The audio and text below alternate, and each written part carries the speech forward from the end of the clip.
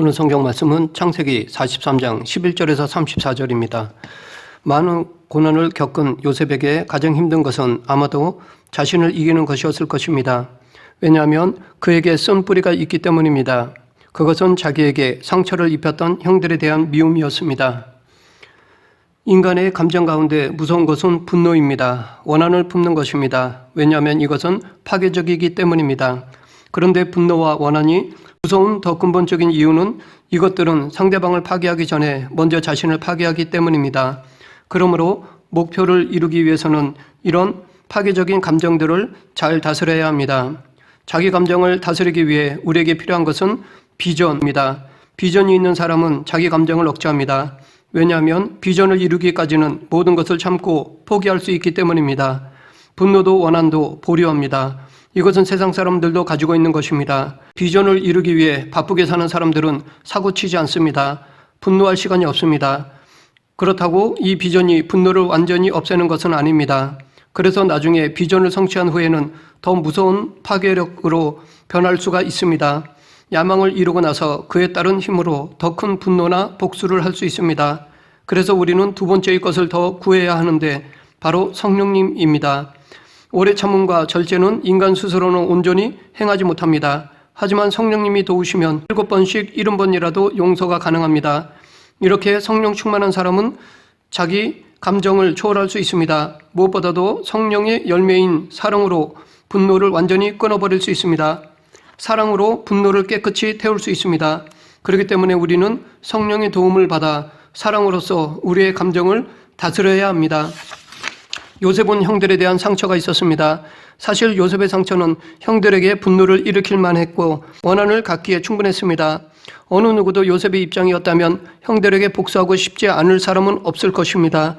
그렇기 때문에 요셉을 칭찬하는 것은 그에게 꿈이 이루어졌을 때 그의 원한을 그 형들에게 갚지 않았다는 것입니다.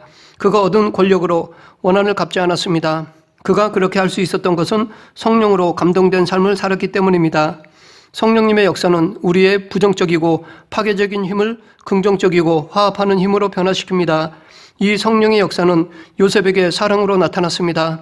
성령님께서 역사하시자 요셉의 마음속에 있던 상처가 치유되면서 분노와 원한이 사랑과 섬김과 용서로 바뀌었습니다. 우리는 요셉이 20년 만에 형들을 만나는 모습 속에서 그의 사랑을 확인할 수 있습니다. 그런데 그의 형들에 대한 사랑의 표현 속에서 우리는 두 가지 상대적인 모습을 발견할 수 있습니다. 그것은 거친 손과 부드러운 마음입니다.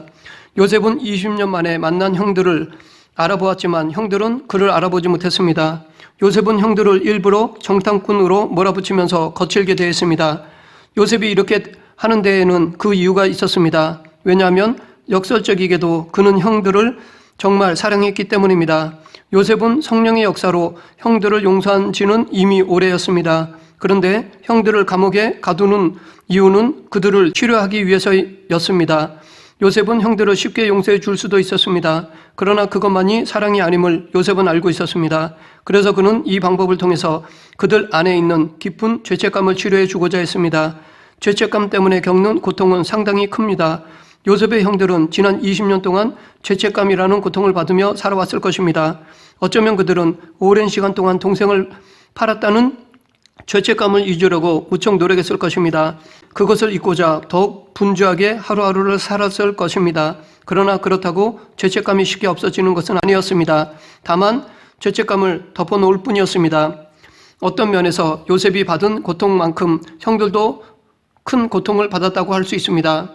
형들도 알고 보면 20년 동안 죄책감을 가슴에 묻어두고 살았을 것입니다.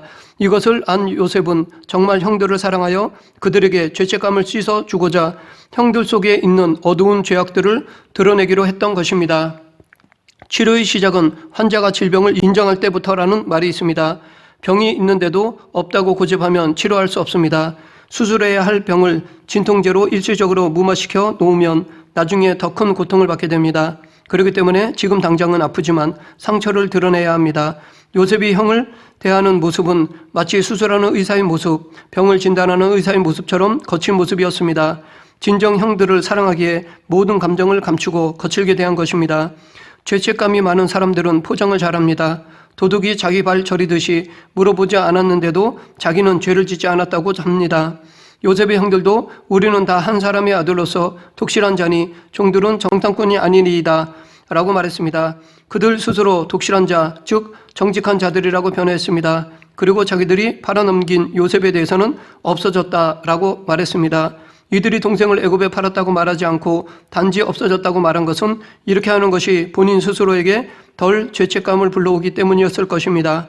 요셉은 그런 형들을 솔직하게 죄를 자복하고 진실된 모습을 드러내도록 유도하여 치유하고자 자기가 겪었던 일을 그들에게 재현했던 것이었습니다. 즉 요셉은 형들을 가두었습니다. 형들은 갇혀있는 동안 요셉을 먼저 넣었던 구덩이를 생각했을 것입니다.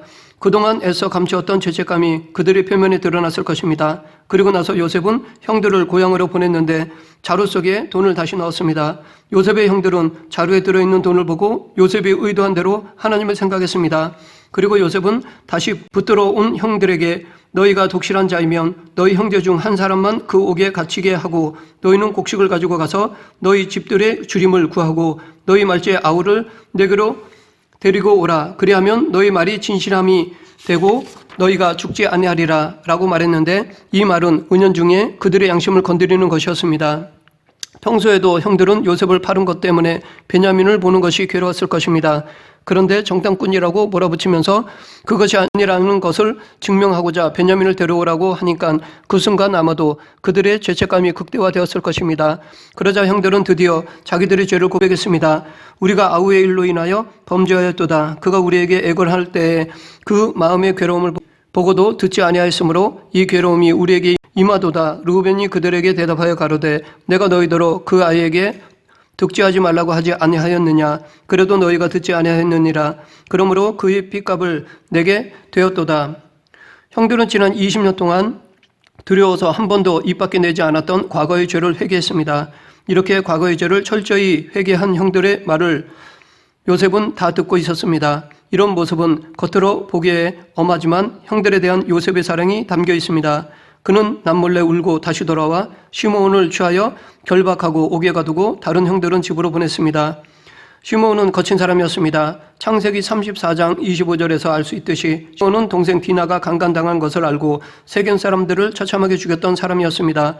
세겜성인 남자로 하여금 다 할례를 받게 한 다음 그들이 고통 중에 있을 때 성으로 들어가서 다 죽였습니다. 이렇게 무참한 자력을 감행한 잔인한 사람이 바로 시므온이었습니다. 성경에는 나오지 않지만 그의 기질로 봐 아마 요셉을 구덩이에 던지고 죽이고자 제일 먼저 말했던 인물이 시므온이었을 것입니다. 그래서 요셉은 시므온을 남겨둠으로 다른 형제들보다 더 큰 죄책감을 갖고 있던 죄책감을 없애주려고 했던 것이었습니다. 또한 형들이 얼마나 인격적으로 성숙했는가를 시험하기도 했습니다. 형들이 베냐민과 함께 다시 애굽에 왔을 때 베냐민에게 음식을 5배나 주어 형들의 마음을 확인했습니다. 요셉은 자기를 질투해서 노예로 팔았던 형들의 마음속에 질투의 뿌리가 뽑혔는지를 알아보고자 했습니다. 요셉은 겉으로는 강했지만 눈물이 많은 부드러운 사람이었습니다. 이렇게 마음이 부드러운 사람은 남다른 성품을 가지고 있습니다. 먼저 마음이 부드러운 사람은 온유한 성품을 가졌습니다. 이 세상에서 가장 강한 사람은 온유한 사람입니다. 왜냐하면 마음이 온유한 사람은 결국에는 승리하기 때문입니다. 실제로 겉으로 강한 것보다 부드러운 것이 오래갑니다. 아무리 강한 나무도 태풍이 불면 뿌리채 뽑히거나 부러집니다. 하지만 부드러운 갈대는 아무리 바람이 강해도 누웠다가 다시 일어납니다. 이렇게 요셉은 부드러운 마음을 가졌기에 우리는 요셉에게서 싸우는 것을 볼 수 없습니다. 그는 자기 자신과 경쟁하고 자기 자신과 싸워 이겼을 뿐입니다. 자신의 분노를 정복했고 자신의 좌절을 정복했습니다. 또한 마음이 부드러운 사람은 관계가 원만한 성품을 가졌습니다. 요셉처럼 자신의 감정을 객관화할 수 있는 사람은 다른 사람의 감정을 잘 이해합니다. 자신의 감정을 다스릴 줄 아는 사람은 다른 사람의 격한 감정도 부드럽게 만드는 지혜가 있습니다. 항상 상대방을 배려하는 마음이 있습니다.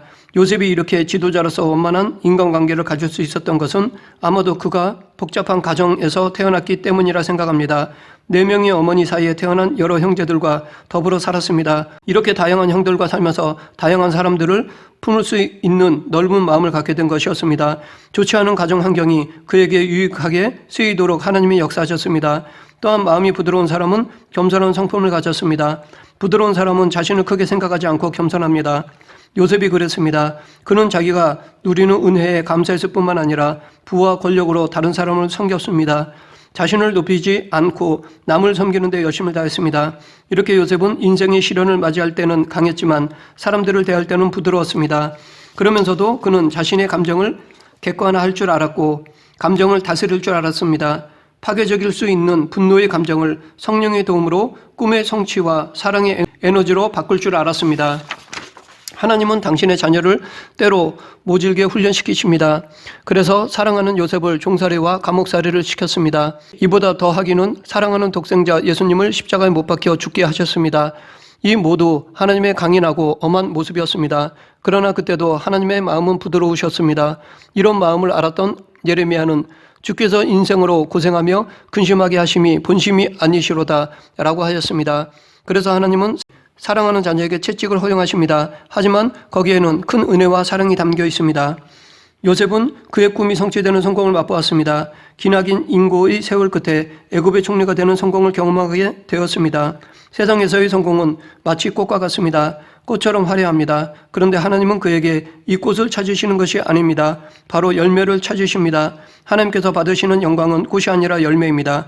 많은 사람들이 성공했다가 불행해지는 경우가 있는데 그것은 그들에게 궁극적인 목적이 없기 때문입니다. 성공이라는 목표는 정했지만 성공 후에 맺어야 할 열매에 대해서는 관심을 갖지 않았기 때문입니다. 삶의 목적, 즉 하나님의 사명이 없으면 세상에서 성공했다 하더라도 그 기쁨은 오래가지 못하고 허무하게 끝나게 됩니다. 그렇기 때문에 살면서 하나님이 주신 사명을 발견한 사람은 행복한 사람이라 할 수 있습니다. 요셉의 사명은 만유를 섬기는 것이었습니다. 총리가 되어 높임을 받는 것이 그가 꾼 꿈이었다면 그 권력으로 만인을 섬기는 것이 그에게 주신 하나님의 사명이었고 그 사명을 완수하는 것이 그의 삶의 열매였습니다. 그러하기에 요셉은 꿈의 성취로 만족한 것이 아니라 그 후에도 계속해서 사명의 완수를 추구했습니다. 그는 총리가 되었어도 안주하지 않았습니다. 그는 사명을 완수할 때까지 열정적으로 일했습니다. 요셉의 사명은 기근으로 고통당하는 많은 사람들을 먹이는 것이었지만 하나님이 그 사명을 통해 원하시는 열매는 그를 통한 하나님의 구원의 역사였습니다. 요셉은 아버지나 할아버지를 통해서 아브라함에게 하신 하나님의 약속을 들었을 것입니다. 요셉이 어릴 적에 할아버지 이삭이 살아 있었습니다. 그래서 할아버지 이삭을 통해 아브라함에게 주신 약속을 들었을 것입니다. 그런데 이 예언이 성취되려면 아버지 야곱과 형들이 애굽에 내려와야 했습니다. 요셉의 출세로 꿈은 이루어졌지만 하나님의 사명이 이루어진 것이 아니었습니다. 어떤 의미에서 그가 총리가 되어 열국을 섬기는 것보다 더 중요한 것은 이스라엘 백성의 뿌리가 되는 아버지 야곱과 형들을 애굽으로 불러 구원하는 일이었습니다. 그래서 요셉의 생애를 통해서 우리가 주목해야 할 것은 요셉의 성공보다 요셉을 위대하게 만드신 하나님께 있습니다. 사실 요셉과 같은 성품을 가진 인물은 세계 역사 속에서 얼마든지 찾아볼 수 있습니다. 역사에 기록되지 않고 드러나지 않은 인물들 가운데서도 요셉과 같은 성품과 기질을 가진 사람들을 많이 찾을 수 있습니다. 그렇기 때문에 요셉 이야기에서 우리의 관심을 한 인물의 성품이나 기질이나 노력에 초점을 맞춘다면 하나님이 우리에게 주시고자 하는 메시지의 반만 배우게 되는 것입니다. 그보다 우리는 요셉을 요셉되게 하신 하나님께 초점을 두어야 합니다. 왜냐하면 하나님은 어느 누구도 요셉처럼 만드실 수 있기 때문입니다. 요셉이 잘나서가 아니라 하나님이 그렇게 요셉을 이끄셨기 때문에 요셉이 위대하게 된 것입니다. 오늘 본문 11절부터 14절에 보면 야곱이 결단하는 내용이 나옵니다. 그런데 야곱이 하는 일은 항상 머리가 앞섭니다. 그래서 항상 두려움이 앞섭니다. 또한 어떤 일을 보아도 부정적으로 봅니다. 그의 자녀들이 애굽에서 돌아오면서 시몬을 두고 왔을 때나 베냐민을 데려가야 한다고 말할 때나 야곱은 두려워했습니다. 그리고 야곱은 모든 상황을 부정적으로 해석했습니다. 사실 하나님의 안목에서 본다면 이 모든 일은 야곱을 유익하게 하는 일이었습니다. 그런데 야곱은 하나님의 안목으로 보는 것이 아니라 자기중심적으로 보았기에 상황을 부정적으로만 해석하고 계산하는 데만 급급했습니다. 이런 모습은 야곱의 전생애를 통해서 발견됩니다. 그는 태어날 때부터 항상 피해의식이 강했나 봅니다. 그래서 형 에서의 발 뒤꿈치를 붙잡고 태어났습니다. 나중에 형 에서의 장자권을 팥죽 한 그릇에 빼앗았습니다. 그리고 형 에서가 받아야 할 축복을 아버지를 속이면서까지 받아냈습니다. 그리고 나서도 정작 야곱은 두려워했습니다. 이렇게 야곱의 생애를 이끄는 것은 두려움이었습니다. 그러면서도 그에게는 무서운 집념과 욕망이 있었습니다. 그래서 야곱은 어떻게 보면 욕망을 가진 인간이면서도 두려워하는 인간의 전형적인 모습이라 할 수 있습니다. 즉 신앙을 가지고도 인간적으로 살아가는 우리의 모습을 대변한다고 할 수 있습니다. 또한 야곱은 삼촌 라반의 집에서도 의식 속에서 살았습니다. 라헬을 얻기 위해 7년을 일한 후에 그가 받은 것은 라헬이 아니라 레아였습니다. 삼촌에게 속은 것입니다. 품삯을 수도 없이 변혁하는 삼촌에게 속아 살았습니다. 그래서 그는 삼촌 라반을 떠날 때도 피해의식과 두려움 속에서 몰래 도망쳤습니다. 에서를 만나러 갈 때도 야곱의 마음속에는 두려움으로 가득 차 있었습니다. 형 에서가 자기를 죽일 줄 모른다는 공포심에 사로잡혔습니다. 그래서 에서를 위해 예물을 준비했습니다. 하나님을 의지하면서도 예물을 의지했습니다. 야곱은 약복강에서 하나님과 씨름하는 가운데 복을 받았습니다. 그럼에도 불구하고 오늘 본문에서 알 수 있듯이 그 이후로도 여전히 머리가 앞서는 사람이었습니다. 그런데 하나님께서는 이런 야곱도 붙잡아 주셨습니다. 그래서 그는 14절에서 전능하신 하나님께서 그 사람 앞에서 너희에게 은혜를 베푸사 그 사람으로 너희 다른 형제와 베냐민을 돌려보내게 하시기를 원하노라. 내가 자식을 잃게 되면 이루리로다 라고 고백했던 것입니다. 모든 것을 하나님께 맡겼습니다. 그런데 이 상황을 묵상해보면 야곱이 먼저 손들고 하나님께 온 것이 아니라 하나님이 야곱에게 항복하지 않을 수 없게 만드신 것이라 할 수 있습니다. 하나님의 역사는 대부분 이렇게 나타납니다. 우리가 두 손을 들고 전능하신 하나님께 우리의 문제를 맡겨드릴 때 하나님은 우리를 위해 일하십니다. 철저한 바닥에서 하나님의 은혜를 바라볼 때 하나님은 역사하십니다. 말씀을 정리하겠습니다. 요셉의 인생을 통해 우리는 어느 위치나 어느 상황에 있든지 낙심하거나 좌절하지 말아야 함을 배웁니다. 그리고 과거 요셉과 함께 하셨던 하나님이 지금 우리와도 함께 하심을 믿어야 합니다. 우리도 하나님의 자녀이기에 요셉과 함께 하셨던 성령님이 우리 안에도 계십니다. 그러므로 우리도 요셉처럼 하나님을 의지하면 우리의 시련도 역경도 고난도 하나님의 손에서는 기회와 복과 영광으로 변하게 됩니다. 우리 모두 요셉과 함께 하셨던 하나님을 믿고 의지하며 어려운 상황을 극복하는 저와 여러분 되길 간절히 축원합니다. 기도하겠습니다. 사랑과 은혜가 풍성하신 하나님 아버지, 고난과 역경 속에서도 함께 하심을 믿고 하나님의 역사하심을 의심하지 않게 하시고 성령님을 의지하며 하나님만 바라보는 성도가 되게 하여 주시옵소서. 예수님 이름으로 기도드립니다. 아멘.